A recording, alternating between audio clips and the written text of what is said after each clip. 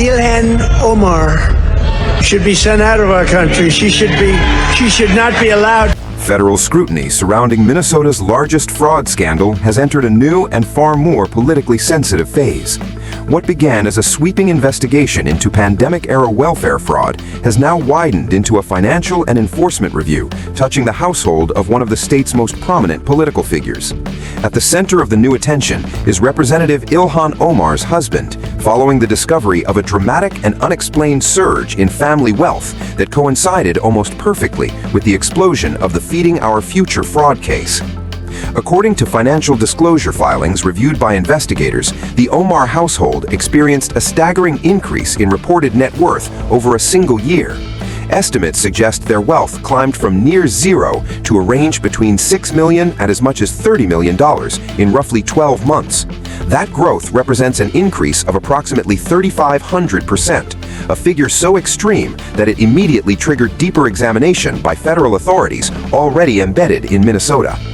This surge did not occur in isolation. It unfolded as prosecutors announced charges against more than 90 individuals in what officials now describe as the largest COVID-era welfare fraud case in American history. The alleged fraud, centered in Minnesota and largely tied to child nutrition programs, is now estimated by some investigators to approach $9 billion in total exposure once all connected programs are accounted for. And critically, much of that activity occurred within Representative Omar's own congressional district.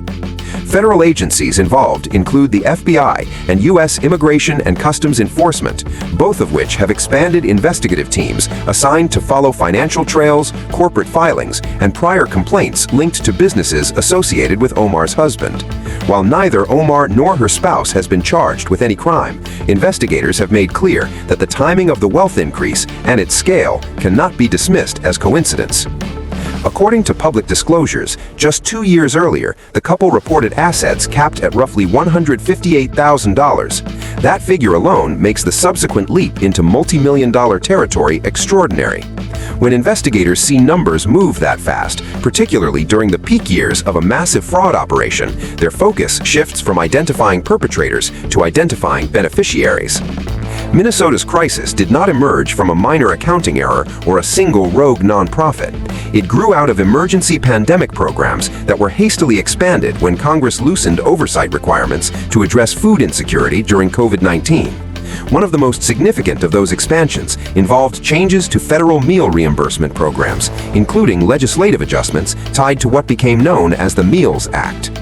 That legislation, introduced during the pandemic, dramatically reduced verification requirements for organizations claiming to feed children. Prosecutors now argue that those relaxed rules opened the floodgates for fraud on a historic scale. Under the Feeding Our Future umbrella, hundreds of nonprofits rapidly emerged, claiming to serve thousands of meals per day to children across Minnesota. On paper, the numbers looked impressive. In reality, federal indictments allege that many of these locations had no kitchens, no staff, and in some cases, no physical presence at all. Investigators documented shuttered storefronts with misspelled signs, boarded windows, locked doors, and empty parking lots, all while millions of dollars in state and federal reimbursements continued to flow. Reimbursement requests ballooned from modest figures into amounts that auditors later described as mathematically impossible. Despite that, payments were approved again and again. By the time federal authorities intervened, hundreds of millions had already disappeared. As the investigation deepened, auditors began to suspect the true scale of exposure could reach into the billions. To date, the Department of Justice has charged nearly 100 individuals in connection with the Minnesota fraud network. Attorney General Pam Bondi publicly noted that many defendants share Somal's backgrounds, a fact that further complicated public discussion and heightened scrutiny over political oversight failures. This was no longer just a nonprofit scandal, it was a systemic collapse that demanded answers. Investigators began asking uncomfortable questions. Who was responsible for oversight? How could billions be siphoned from public programs without triggering alarms? And perhaps most importantly, who indirectly benefited while the fraud machine was operating at full speed? When fraud reaches this magnitude, federal agents default to a basic principle: money always leaves a trail. If funds were drained from public programs, they had to surface somewhere else. Following that logic, investigators began pulling bank records, tracing transfers, and examining third-party beneficiaries whose finances surged during the same period. That process led them to congressional financial disclosures that raised immediate red flags. According to those filings, Representative Omar's household net worth skyrocketed by roughly 3,500% in a single year. Nearly all of that increase was attributed to businesses owned or controlled by her husband, Tim Minett. The most prominent of those entities was Rose Lake Capital. In 2023 disclosures, Rose Lake Capital was listed as having a value between $1 and $1,000, essentially negligible. 1 year later, that same firm was suddenly valued between $5 million and $25 million. For investigators familiar with startup growth curves, such an explosion is exceptionally rare, especially absent major public deals, acquisitions, or market events. Other ventures tied to Minett saw sharp valuation increases. Minett's winery, previously connected to separate fraud allegations, experienced a similar surge. That raised eyebrows among investigators, particularly because wineries are widely known as capital-intensive businesses that often struggle for years before turning a profit. Federal agents did not begin scrutinizing these disclosures because of political motivations. They did so because the same names, entities, and social circles kept surfacing as they mapped the Feeding Our Future ecosystem. Campaign finance records added another layer of concern. Federal filings show that Representative Omar's campaigns accepted donations from individuals who were later charged or convicted in connection with the Feeding Our Future fraud network. One example frequently cited by investigators involved a man convicted of operating a fake food distribution site under the name Advanced Youth Athletic Development, an organization investigators say never actually served meals. That individual worked for Omar's campaign during the 2018 and 2020 election cycles, functioning as a community mobilizer. While Omar's office later stated that donations were returned once the scandal broke, investigators focused less on refunds and more on access.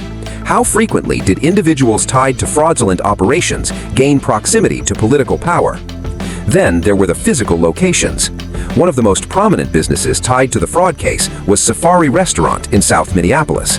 Far from being a random establishment caught up in the investigation, Safari Restaurant had long-standing public ties to Omar.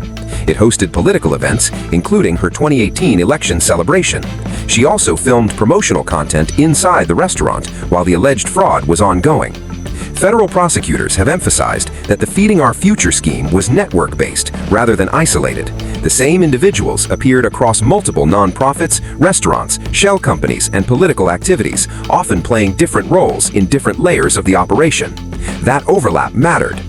Investigators also flagged the involvement of campaign staffers and community organizers who later pled guilty or were charged in related fraud cases. Again, there is no allegation that Omar directed or knowingly participated in criminal activity. But from a federal standpoint, proximity matters. Proximity can provide legitimacy, access, and credibility that shield illicit operations from scrutiny. That proximity became even more significant when combined with the sudden explosion of wealth tied to the same household. One financial detail in particular sharpened investigators' focus. Tim Minett's consulting firm legally received approximately $3 million from Omar's 2020 campaign. While such arrangements are not illegal on their face, they drew attention in light of Minett's business history. Long before the wealth spike appeared in public disclosures, Minett had already faced serious financial questions. Court records show he was named in civil lawsuits alleging misrepresentation and missing investor funds tied to private ventures. In one notable case, a South Dakota-based cannabis company invested roughly $3.5 million with Minett's firm. According to filings, the company recovered only about $1.8 million, leaving a court judgment and an outstanding obligation of approximately $1.7 million. Investors alleged that funds were presented as part of viable business operations, only to later discover that large sums were unaccounted for. Other lawsuits accused Minett's ventures of making capital disappear without sufficient documentation. While many of those cases were settled quietly and did not result in criminal convictions, federal investigators view them differently in the context of a massive, ongoing fraud probe.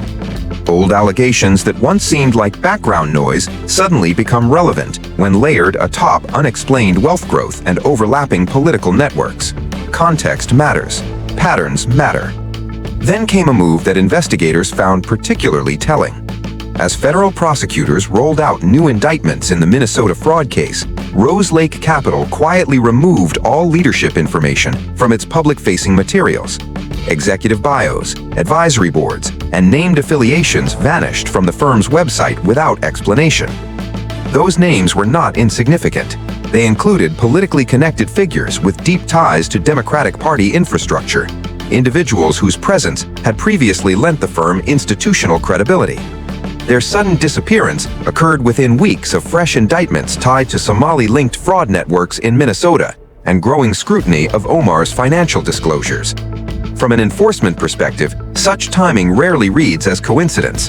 Investigators often interpret the scrubbing of public affiliations during an active probe as risk containment, an effort to distance influential figures and minimize exposure before subpoenas escalate.